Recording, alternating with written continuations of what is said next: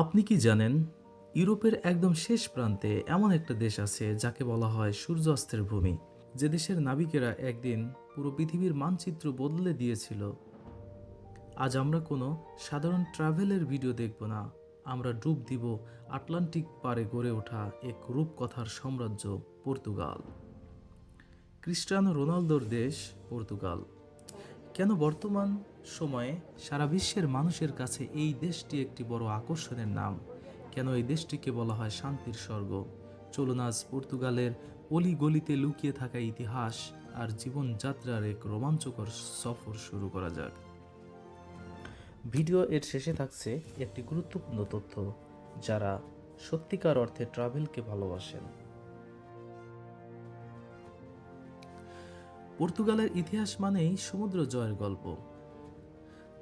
যখন ক্যাম্পাস আর পাল তোলা জাহাজে মানুষ অজানা সমুদ্রে নামতে ভয় পেত, তখন ভাস্কো দা গামার মতো পর্তুগিজ নাবিকেরাই খুঁজে বের করেছিল ভারতের জলপথ। এই সাহসিকতাই পর্তুগালকে একসময় বিশ্বের সবচেয়ে শক্তিশালী সাম্রাজ্যে পরিণত করেছিল। কিন্তু এই গৌরবের আড়ালে লুকিয়ে আছে তাদের ধ্বংসের গল্পেও। 1755 সালে ভয়াবহ ভূমিকম্পে লিসবন শহরকে মাটির সাথে মিশিয়ে দিয়েছিল, কিন্তু পর্তুগিজেরা দমে যায়নি। ধ্বংসস্তূপ থেকে তারা শহরকে সাজিয়েছে আরো সুন্দর করে, যা আজকে আপনাকে মুগ্ধ করবে।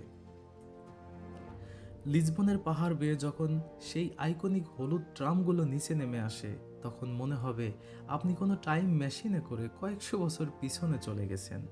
সেখানকার নীল সাদা টাইলসের কারুকাজ করা দেওয়ালগুলো আপনাকে চিৎকার করে ইতিহাস শোনাবে।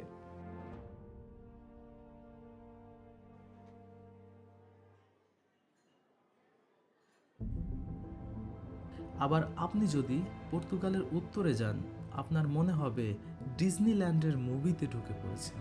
পাহাড়ের চূড়ায় রঙিন এই প্রাসাদ পৃথিবীর অন্যতম সুন্দর স্থাপত্য। এটি কেবল একটি ঘর নয়, এটি পর্তুগিজ রাজাদের আভিজাত্যের প্রতীক। তবে পর্তুগাল মানে শুধু দালান কোঠা নয়। উত্তরের শহর পোর্তো এলাকায় বিখ্যাত ডম লুইস ব্রিজের উপর সূর্যাস্ত দেখা, এটি আপনার জীবনের অন্যতম সেরা স্মৃতি হয়ে থাকবে।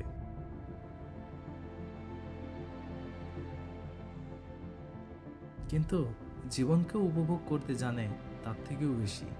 এদের জীবনে তারা নেই, আছে প্রশান্তি।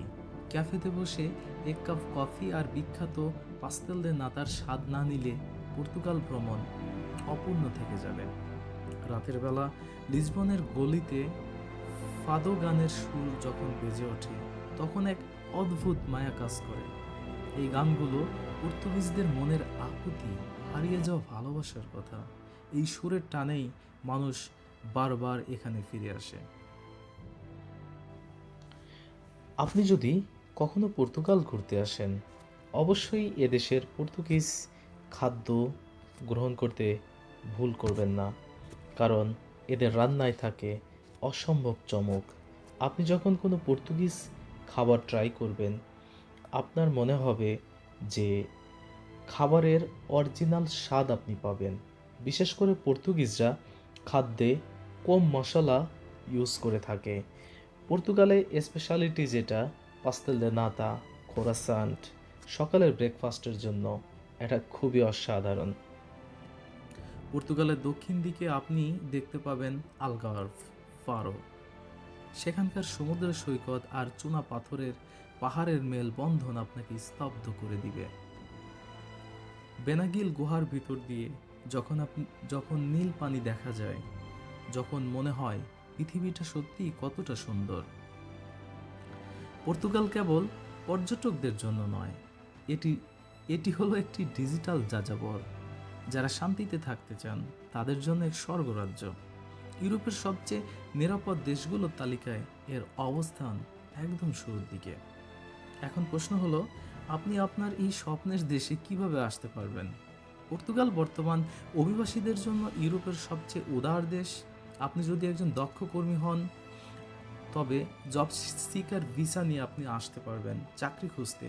এছাড়া ফ্রিল্যান্সিং বা অনলাইন বিজনেস থেকে যাদের নির্দিষ্ট আয় রয়েছে তাদের জন্য রয়েছে D7 ভিসা। উচ্চশিক্ষার জন্য স্টুডেন্ট ভিসা, সিজনাল ওয়ার্ক ভিসাও রয়েছে সহজ বিকল্প হিসেবে। Visa category job seeker visa, এটি সবচেয়ে সহজ মাধ্যম। পর্তুগালে সরকার চাকরি খোঁজার জন্য 120 দিনের এই ভিসা দিয়ে থাকে। আপনি চাইলে জব সিকার ভিসাতে আবেদন করতে পারেন। D7 ভিসা, যাদের নির্দিষ্ট প্যাসিভ ইনকাম যেমন অনলাইন বিজনেস বা পেনশন আছে তারা এই ভিসাতে আবেদন করতে পারেন। D2 ভিসা, ছোট কোনো ব্যবসা ইনভেস্টমেন্ট করে পর্তুগালে স্থায়ী হতে চান তখন এই ক্যাটাগরিতে আপনি আবেদন করতে পারেন। সিজনাল ওয়ার্ক ভিসা, কৃষি বা ট্যুরিজম সেক্টরে নির্দিষ্ট সময়ের জন্য কাজ করতে আসা যায়, এর জন্য আপনি সিজনাল ওয়ার্ক ভিসাতে আবেদন করতে পারেন। স্টুডেন্ট ভিসা, উচ্চশিক্ষার জন্য এসে পার্ট টাইম কাজ করার মাধ্যমে এখানে সেটেল হওয়া যায়। সঠিক তথ্য আর পরিশ্রম থাকলে পর্তুগালের মাটিও হতে পারে আপনার। পর্তুগাল নিয়ে আপনার কি মতামত কমেন্টের মাধ্যমে জানাবেন। আমাদের পরবর্তী ভিডিওর জন্য সাবস্ক্রাইব করে আমাদের সঙ্গেই থাকুন।